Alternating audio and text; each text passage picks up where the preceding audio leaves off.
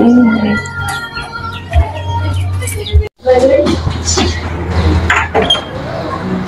ano ka na pala? Rosa! Asawa mo walang kwenta! Sandukan mo ako ng kanin sa kaulam! Bilis! Pa! Sumusobra ka na! Hoy! Pagay mo ba? Anak ka lang! Biro pa! Kuya, tama na. Manahimik ka na lang. David, okay lang ba sa'yo ganyan-ganyan din si Mama? Nilasing nga si Papa. Kaya nga, ganyan naman palagi, di ba? Ang maglasing na maglasing. Huh? Ano sabi mo? Iko, wala ka nang ibang ginawa kundi umuwing lasing dito. Tapos sinisigawan mo pa si Mama. Roy! Sobra-sobra ka na! Aba, bastos to ah! Tama na!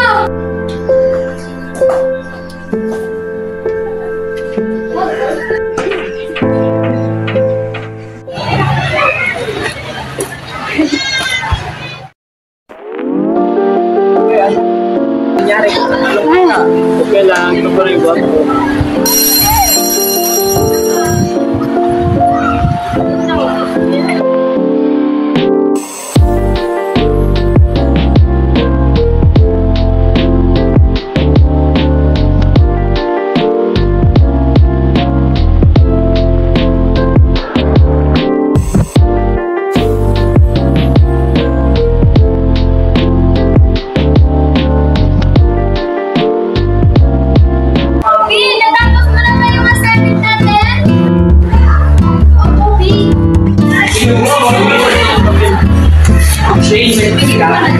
Si Mark!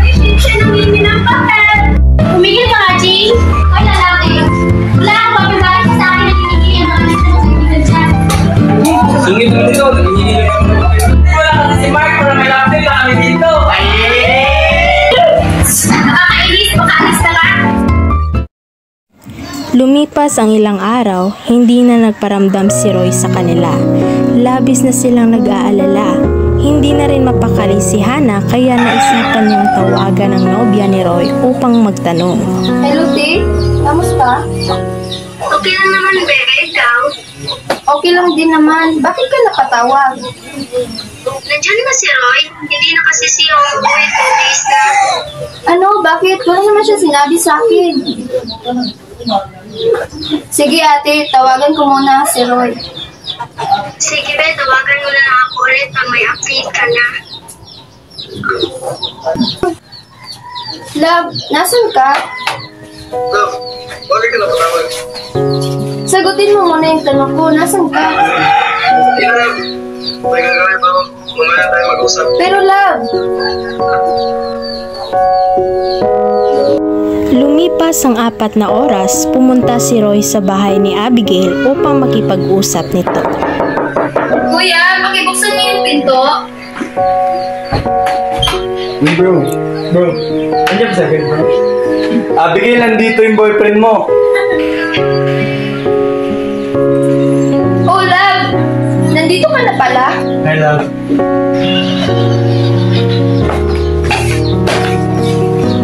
Love, pwede ba tayo mag-usap? Tungkol saan?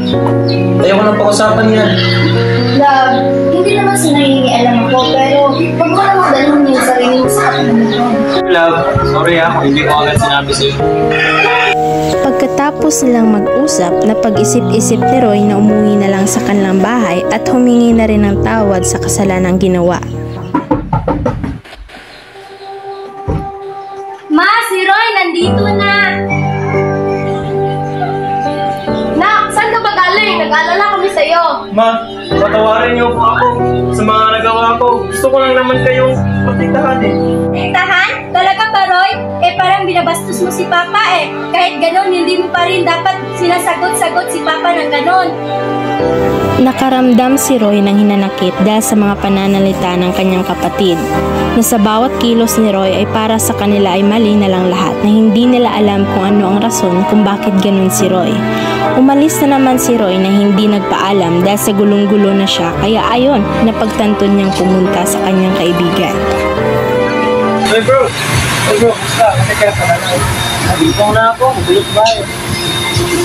Bro, gusto mo sumama sa akin. Basta lang, promise, mag-enjoy ka dito, tara na. At sa hindi inaakala ni Roy, dadalhin pala siya sa inuman at doon nagsisimula ang kanyang pagbabago. Uy, tama yung padating nga. Ayan naman tayo. Bagay. Siya pala si Roy, kakasigaw. Brian. Nice to meet you, bro. Sige bro, salamat. Oh, tayo muna to. Ay, salamat. Hindi ako ngayon. Kaya nga, subukan mo para matikman mo. Sige na Roy, promise. Makalimutan mo lahat ang problema mo. Tama. At dahil gulong-gulo na si Roy ay natukso at nadala na siya sa kanyang mga barkada. Malaki ang pinag-iba ni Roy sa kanyang sarili. Malayo na siya sa dating siya at sa hindi inaasahan ay sumasali na siya sa pagdodroga at sa mga gawaing ikapapahamak niya. Hindi na niya namalayan ang kanyang mga ginagawang mali. Pati pag-aaral niya ay napabayaan na at dumating sa puntong nawala na siya ng gana at pati sa kanyang pamilya. Malaki rin ang pagbabago niya sa pagtrato niya kay Abigail. Nang nalaman lahat ni Abigail ang mga ginagawa ni Roy, nasaktan siya at nagalit dahil sa sobrang layo na ni Roy sa dati. Roy, kailan pa? Kailan ka pa nagagamit ng program? Sorry na, hindi ko kasi napigilan ang sarili ko. Sorry? Hindi mo man lang inisip yung nararamdaman ko at ng pamilya mo. Ano bang halaga ko bilang girlfriend mo na kahit isa, hindi mo man lang sinabi sa akin? Love, hindi mo kasi ako naiintindihan eh. Ang sakit na kasi. Parang hindi na ikaw Roy ang pinakay ko. Kung ayaw mo makinig sa akin, maghiwalay na lang tayo.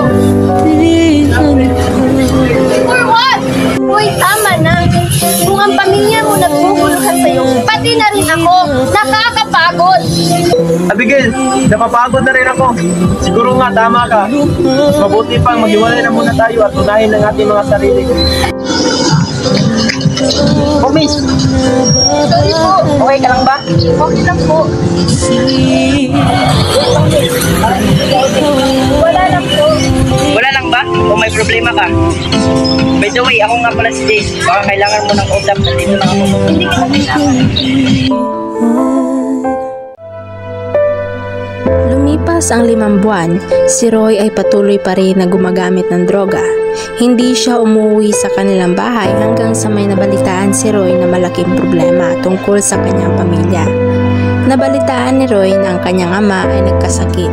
Hindi niya alam ang kanyang gagawin ng mga oras na yun, kaya kahit alam niyang galit siya sa kanyang ama, pinuntahan niya pa rin ito. Ma! Oh, anak! Yung papa? Nandun, nagpapahinga. Salamat dahil nandito ka kahit alam kong galit siya kay papa mo. Siyempre ma, kahit ang rami na nagkukulang sa atin, ama ko pa rin siya. Roy, anak. Bakit pa? Anong masakit sa'yo? Bakit pa? Anong nararamdaman mo? Ang gano'n mo. Wala naman anak. Gusto lang kitang makausap. Patawarin ko ako dahil hindi ako naging mabuting anak sa inyo. Hindi anak. Wala kang kasalanan dito. Kung may dapat mang manghingi ng tawad, ako yun. Dahil marami akong pagkukulang sa inyo. Lalong-lalo na sa nanay mo. Pa, patawarin niyo ako po dahil napadala ako sa mga. Patawad rin anak. Kasi kung hindi dahil sa akin, hindi ka magkakaganyan.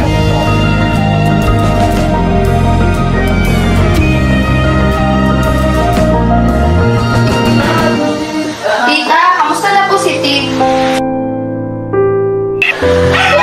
Roy, nandito ka rin pala. Uy, love. Ay, happy pala. Buti na padala ka. Tito, kamusta ka na? Tito, may dala po akong pagkain sana na gusto ka na. Salamat na.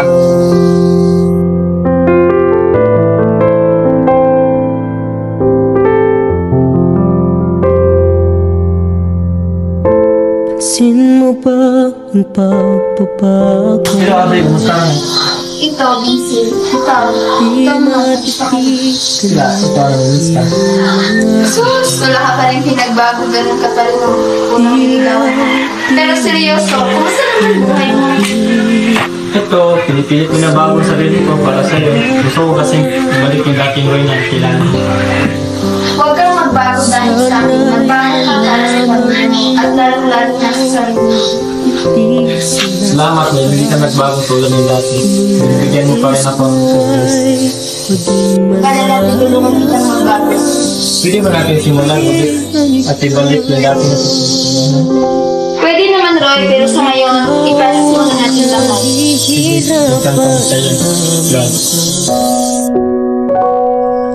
Naging okay na ang pamilya Alvarez. Napatawad na ni Henry at Roy ang isa't isa. Bumalik na rin sa dati ang samahan ng magnobyang si Roy at Abigail.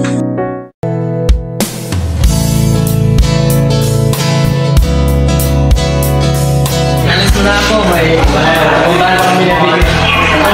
Sige Roy, mauna ka na. May tatapusin pa kasi ako eh.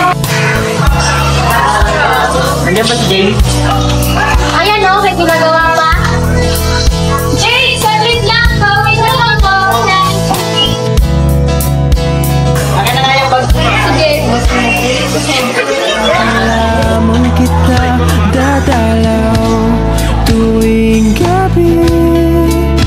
Masilayan lamang ang iyong mga ngiti at ika'y Oh, Jay, kamusta? Hindi ko akalain na makikita tayo dito. gas ng O, di ba ikaw yung nakapagla akong girl? ating Si Joy, babe mo? Ah, oo. Roy, si Jade nga pala. Jade, si Roy, boyfriend ko. Hello, Jade. Nice to meet you, Roy. By the way, Jade mo nga pala si Jade. Ah, oo, kilala ko siya. Hi, hindi ko akalain naman hindi ko kayo nilang dalawa. Nandito na ba tayo apat? Sabay na lang tayo. Sige ba? Ah, sakto. Gutom na rin ako. Ikaw Roy, kahit ka lang, patay gutom ka talaga. Ang pagkakamali ng magulang ay hindi dapat tumbasan na isa pang pagkakamali ng anak. Bagkus ay dapat nating ipakita ang ating matatag na paninindigan sa buhay. Simulan natin sa pagbuo ng ating desisyon para sa ikagaganda na nakararami, lalong-lalo na sa pamilya. At huwag nating kaligtaan na ang problema ng pamilya ay hindi kailanman makikita ang solusyon sa labas o sa ibang tao.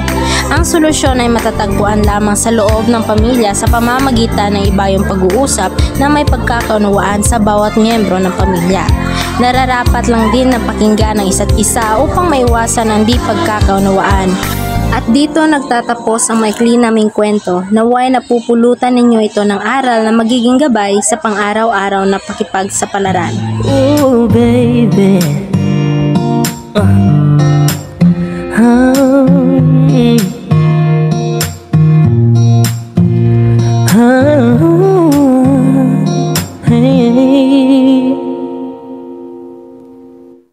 alam mo, ang ganda mo pala. Pag tumawa ang iyong mata.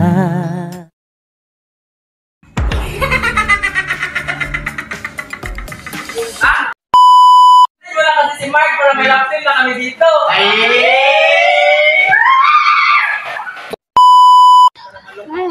Okay lang, ito pa rin guwapo.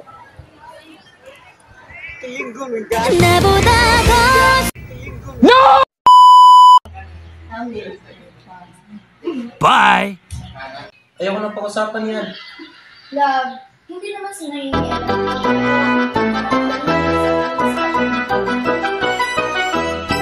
Ay, tanaw dire. Ang boys, ang sabi sa libo. Thank you, Lava. Nandito ka na pala? Sulti! Ay, love!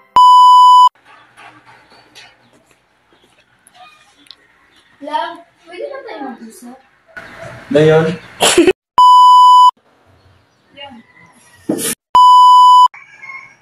Kuya, tama na. Manahimik ka na lang. David! Okay lang ba sa'yo? Ganyan-ganyanin si Mama?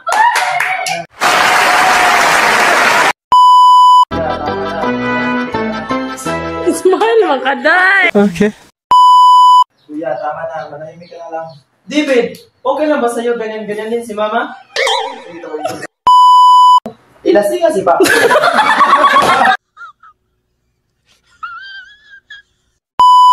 Kailangan mo ng kausap. Nandito lang ako. Hindi kita kailangan.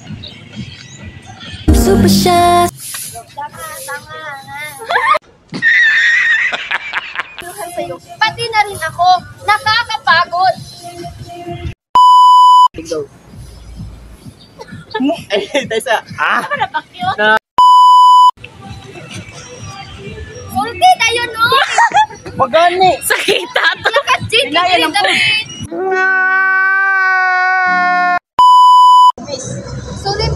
Hoy, ka lang ba? Ay, mukat ba dayo?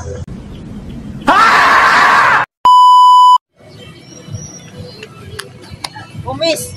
Okay ka lang ba? Sorry po. Ayaw ka! Oh my God! Wala ka na una, manggugod. Sana, nagkala. Ako? Sa gitana yung mendo ah. Okay, murag nasa kapitan lalakang mo. Ano mo? Magsakit ko na ko day. Okay, murag nasa Sorry na. Huwag ka na magalit. Oo. Stop it. Get some help.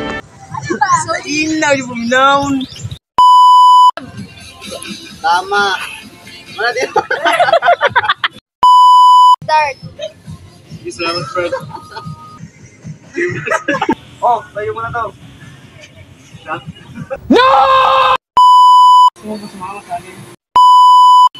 Basta lang kami. Basta lang, promise, mag-enjoy ka dito. Mag-enjoy ka dito. Basta lang, promise, mag-enjoy ka dito. Tara na. Daoy. Mag-ingon lang niya. Ma, asa si Papa? Daoy. Ay, smile mo! Smile mo! ko. Ay, joke na ginagawa. Asa ba? Dili. Roy, anak. Gina? Wala, ginawa. Ayaw, tatawa, Jen! Okay. Ayaw.